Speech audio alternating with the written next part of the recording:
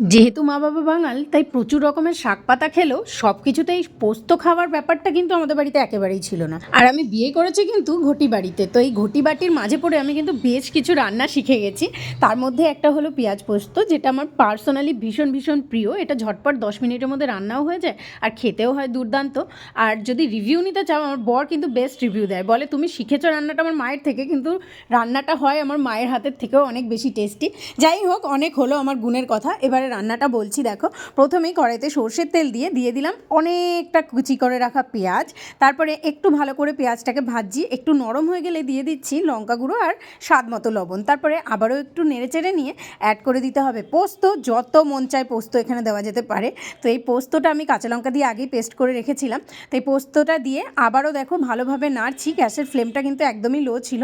যখন দেখবে পোস্ত থেকে একটু একটু তেল ছেড়ে আসছে, তখন নামিয়ে নিতে হবে। আর ওপর থেকে 1 চামচ মতো কাঁচা সর্ষের তেল দিয়ে এনজয় করো। দেখা হচ্ছে পরে।